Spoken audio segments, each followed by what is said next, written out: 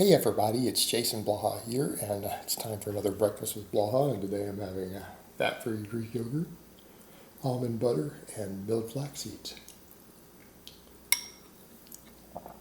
Let's talk about stance width on the exercises. And this is something I point out of why we need to be very specific when we discuss exercises as far as which muscles are working, things like that, because I'll say a good morning.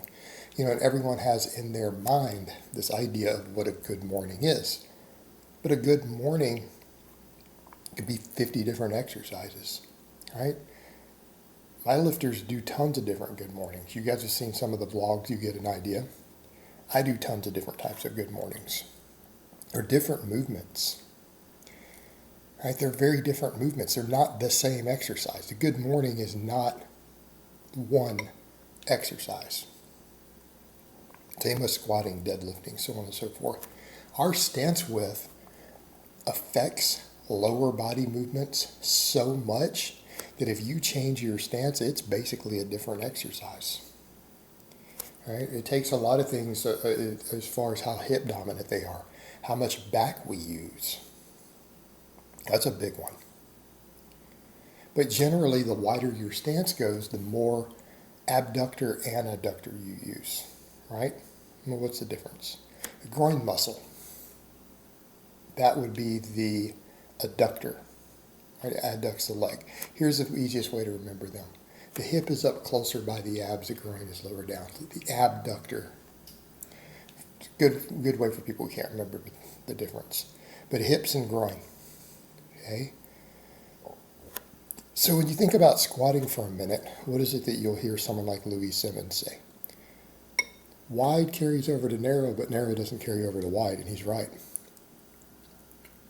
Why? As your stance goes narrower, what happens? It becomes a little more quad dominant, but quads will never be the biggest, most important exercise in the squat. That's not my opinion, that's what the research says. We've covered that. You're doing so at the expense of hip and adductor. That's a big deal because we know that adductors still matter the most for a shoulder width squat. They matter more than the quads do. Again, not my opinion, the research. And it happens to be the opinion of a lot of strength coaches too.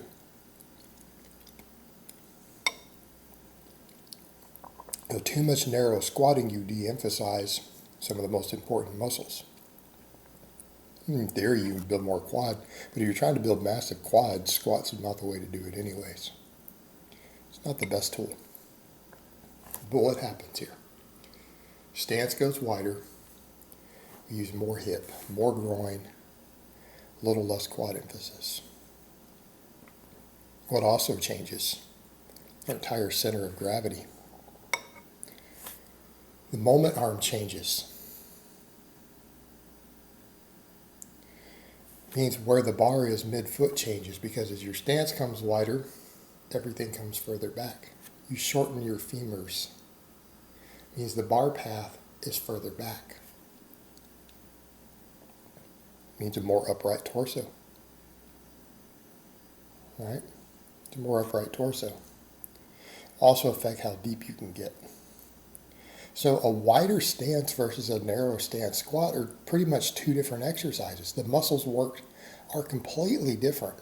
I mean, it's we can look at a wide grip and a closed grip bench, so yeah, we can see how that works, different stuff. But this is way more extreme. These are different exercises. You can train these different stances, but I do most of it wide. It wouldn't be bad to train more than one.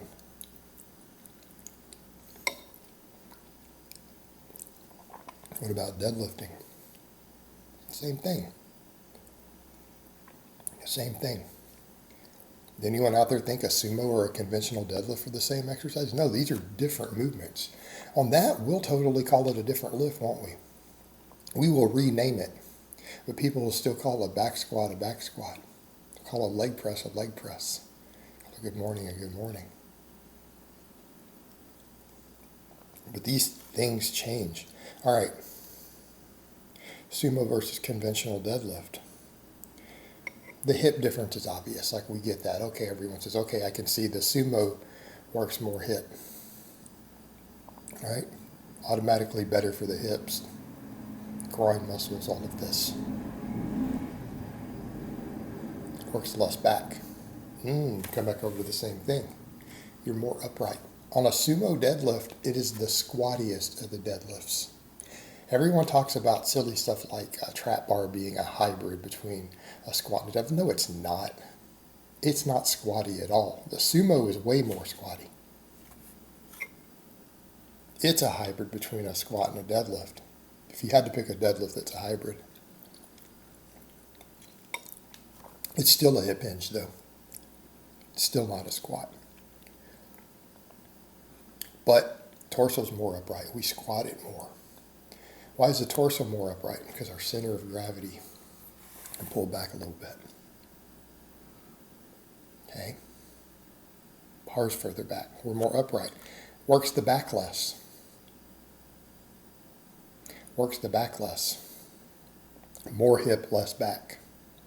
Well, that matters for recovery purposes. There's a reason I like to rotate sumo and conventional for my lifters. All right.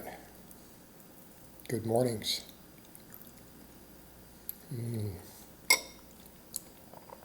Same idea.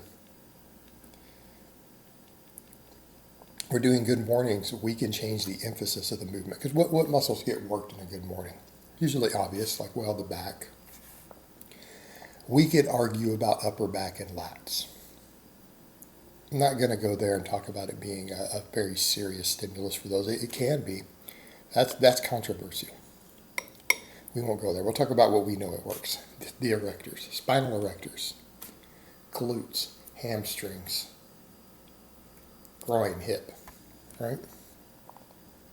People always love to do that though. When they say hips, they're always talking about the groin too. Instead of having the abductor and the abductor separate muscles.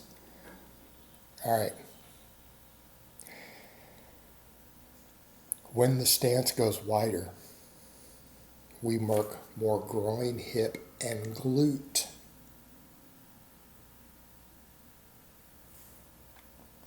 Those become the dominant muscles. It still works the hamstrings and the low back and the erectors. Of course it does. When we go to a narrower stance,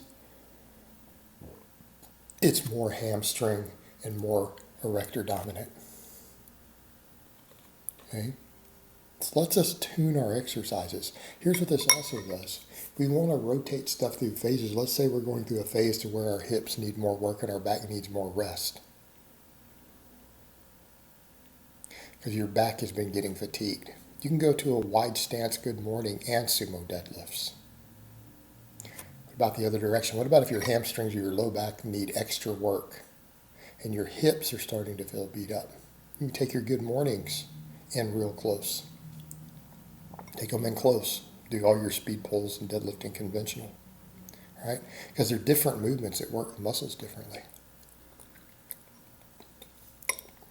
You could apply this to every other lower body lift machine work. Leg press, a hack squat. All right? Think about what that stance with difference does. It matters. They're different movements.